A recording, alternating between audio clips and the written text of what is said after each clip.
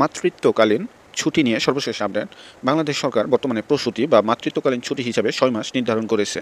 একজন মহিলা সরকারি কর্মচারী প্রসূতি ছুটির জন্য আবেদন করলে কর্তৃপক্ষ আবেদনের তারিখ হতে অথবা অবরোধের তারিখ হতে যা আগে আসে 4 মাস, বর্তমানে 6 মাস ছুটি মঞ্জুর করতে পারেন। মাতৃত্বকালীন ছুটির নীতিমালায় যা উল্লেখ করা হয়েছে।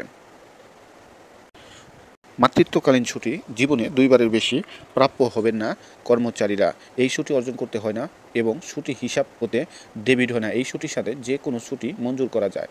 অস্থায়ী মহিলা সরকারি কর্মচারীকেও এই ছুটি মঞ্জুর করা যাবে, তবে সন্তান প্রসবের তারিখের অব্যবহিত পূর্বে উক্ত কর্মচারীর চাকরির মেয়াদ কমপক্ষে 9 মাস পূর্ণ হতে হবে। অর্থাৎ একজন মহিলা কর্মকর্তা বা কর্মচারী ন্যূনতম 9 মাস চাকরি করতে হবে এই ছুটি মঞ্জুরের জন্য, এবং তার চাকরি জীবনে সর্বোচ্চ 2বার অর্থাৎ 2টি সন্তানের জন্য, 2টি সন্তান প্রসবের জন্য এই মাতৃত্বকালীন ছুটি তিনি প্রাপ্য হবেন।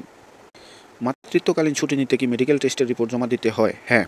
প্রসূতি ছুটি মঞ্জুরের অনুরোধ কোনো নিবন্ধিত চিকিৎসক কর্তৃক সমর্থিত হলে উপযুক্ত কর্তৃপক্ষের বিবেচনা মতে কর্মচারীর প্রাপ্য অন্য যে কোনো ছুটির সহিত একত্রে বা সম্প্রসারিত করিয়া মঞ্জুর করা যাইতে পারে। চাকরি জীবনে কোনো কর্মচারীকে 2বারের অধিক এই ছুটি দেওয়া হয় না। সর্বোচ্চ মহিলা কর্মকর্তা বা কর্মচারী এই ছুটি 2বার প্রাপ্য হবেন তার চাকরির জীবনে।